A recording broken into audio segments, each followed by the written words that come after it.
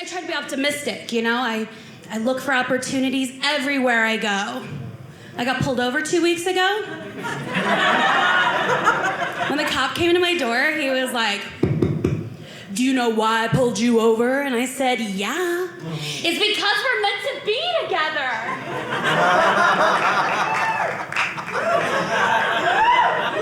And then he just kept flirting with me, and he was like, "Let me see your license and registration." I was like, "Why?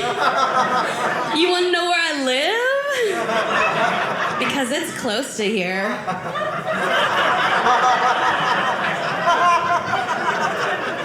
And then he just kept flirting with me, and he was like, "Do you know how fast you were going?" And I was like, whoa, why are you so obsessed with me anyway, officer? Wow, I'll slow down if you like. Never been accused of that before. And then he was like, "Be here, June 20th. And I was like, "It's a date at the courthouse." I already have my dress. You guys, when he asked me to step out of the car, he didn't ask for a twirl, but I gave him one anyway. So. Thank you. I'd say we're getting really serious. You have to keep your eyes open, you know? You have to just, there's opportunities everywhere you go. Like, there's an elementary school by my house, and on the last Friday of every month, there's a big sign outside. It says, "Dads and Donuts." So I usually stop. Because single dads and Krispy Kremes are kind of my niche right now. Yeah. Like, I'm not opposed to dating a guy who's divorced with a couple of kids. Like, I figure I can get a much better, hotter model on his second trip around the block. Yeah, it's the same reason why people buy a certified pre-owned Lexus. Like, I can't afford a new Lexus. But I think I can get one with some dense, high mileage, a little baggage in the trunk. You know, it looks good on the outside, but the engine is a total mess. One woman's trash is another woman's IS-350.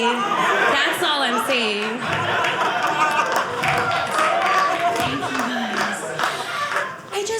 I feel like everybody else finds love so easy. Like, you know those people, like they're in a relationship, but as soon as they break up, they are right back in another relationship? I hate those people. I'm like, get to the back of the line. No cuts. I've been waiting here. Yeah, people are going up for seconds. I haven't even eaten yet. It's not fair. I feel like I'm at the deli with the 0-0 ticket just saying, "When are you gonna call my number?" No, there was a girl I went to high school with. She had 3 kids already. She was living in a women's group home, and somehow she met a guy and she got married. And I'm so happy for her. But this other girl I work with, like the day after she got a divorce, a coworker professes his love to her. They moved to Chicago and they got engaged. And I'm so happy for them. But I worked at Men's Warehouse for 10 years. Like a warehouse for men. Do you know how many inseams I've measured? That was just for me. They just came in for a dress shirt, but still. It's a complimentary measurement, you guys. Tailoring is important. My friends tell me, they're like, "Mary, you're single because you're too picky." And I'm like, no, I'm not. I'm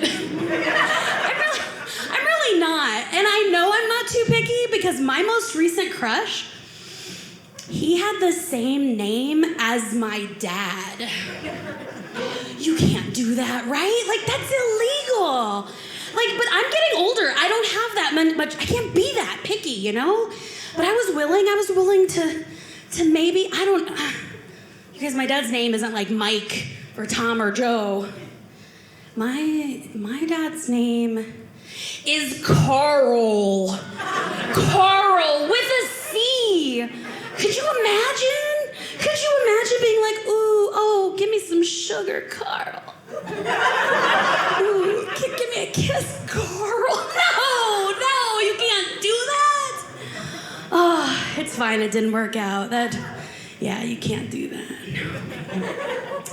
Thank you for watching. Make sure you download the Dry Bar app.